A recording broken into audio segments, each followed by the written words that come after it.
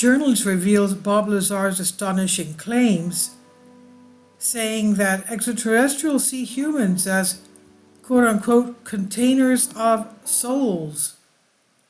The origin of humanity is perhaps the most significant mystery that the world needs to unravel. In mainstream science, the theory of evolution is proposed to provide an explanation for human biological history. However, not many people subscribe to this theory, and there may be much more to the story that we're not yet aware of.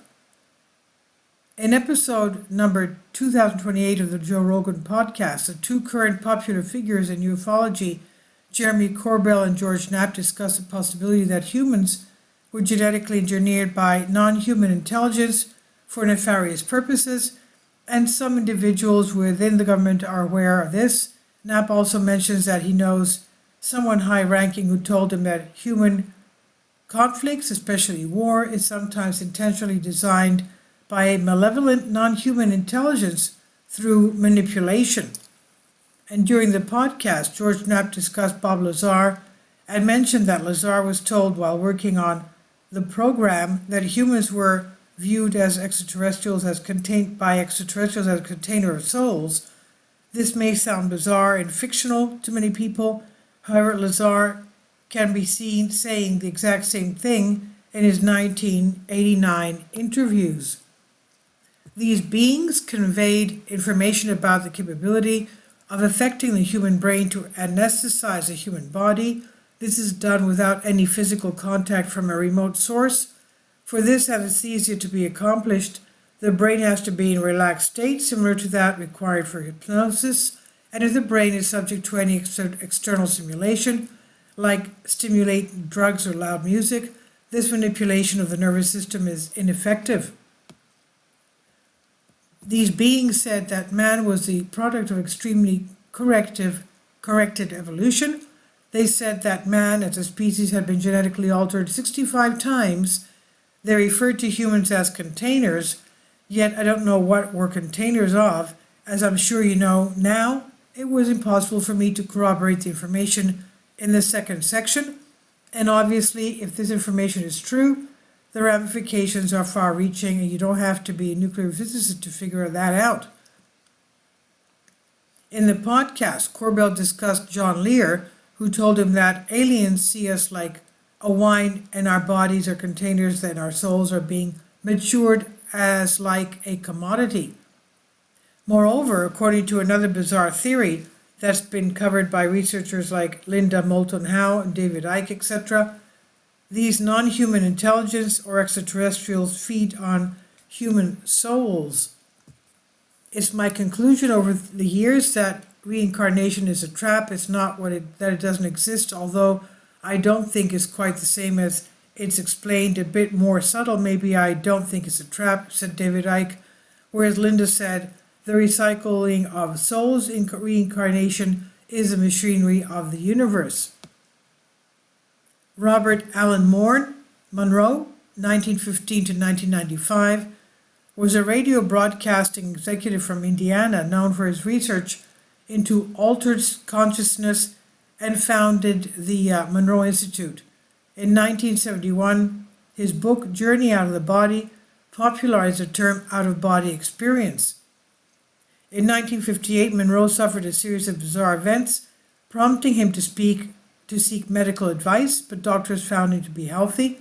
He decided to dedicate his life to study altered states of consciousness, eventually developing hemispheric synchronization, hemisync, a technology using binaural beats to harmonize brain hemispheres.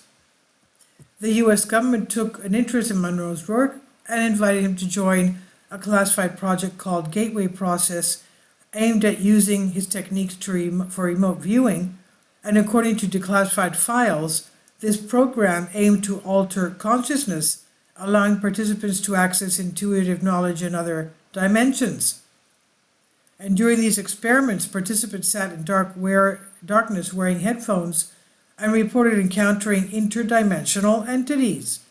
According to Robert, subjects would often encounter interdimensional entities. Most frequently, reptilian humanoids were witnessed. Viewers referred to the uncanny creatures as the alligators due to their crocodilian features. Curiously, Monroe was already quite familiar with the unsettling breed.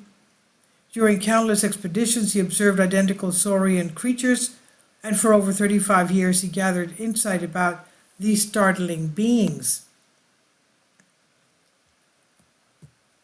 And what he uncovered, for millennia, humanity has been controlled and enslaved by nefarious vertebrates known as reptilians, who operate within the fourth dimension, invisible to most but those who can perceive beyond our limited spectrum of visible light. These parasitic entities thrive on our spiritual life force, referred to as louche by Monroe, and really on negative and low vibrational energy for their survival. Viewing Earth as a vast farm, they harvest human emotions such as fear, hatred, anxiety, anger, and depression. With intelligence equal to or surpassing that of humans, this elusive lizard-like race considers itself superior and the rulers of mankind.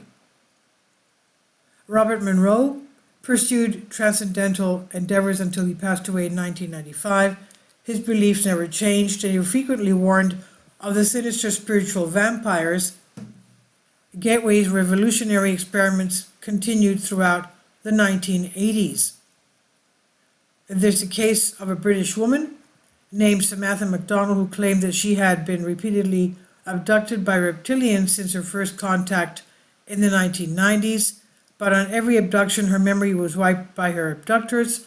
In 2014, she was invited to a British talk show named This Morning, where she revealed there were two alien species, the Greys and reptilians, who worked together.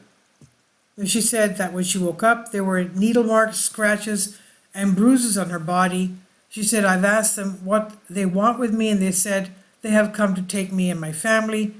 What they were after was my energy and soul essence. I don't know why they kept coming back to me. I think it was due to my energies as I'm into healing and meditation.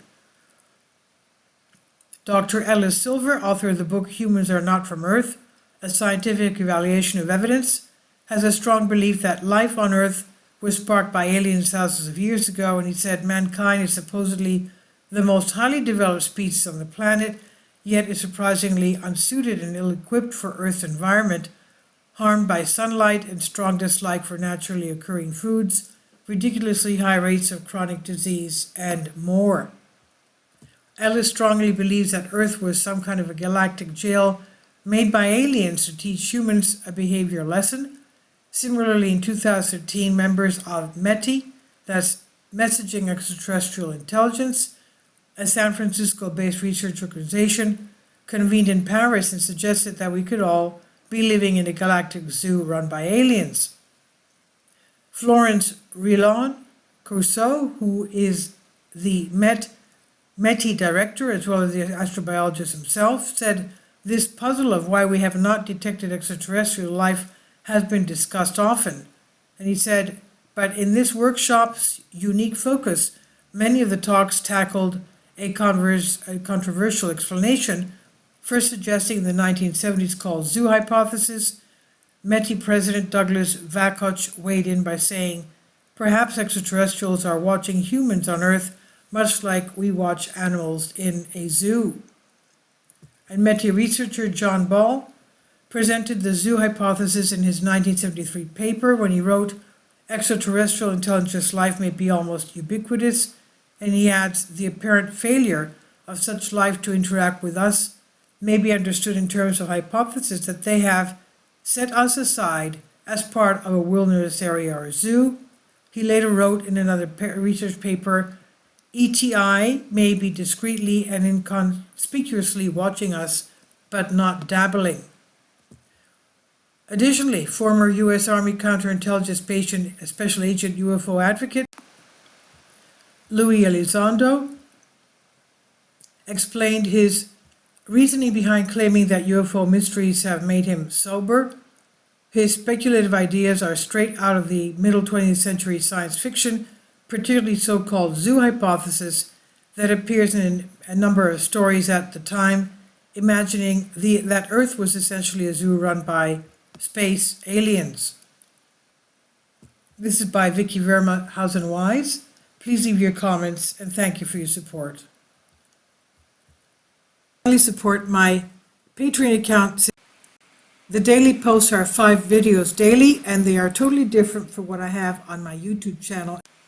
Thank you so much for your support and that you find all my content so interesting. You'll find the Patreon account details in the description box below.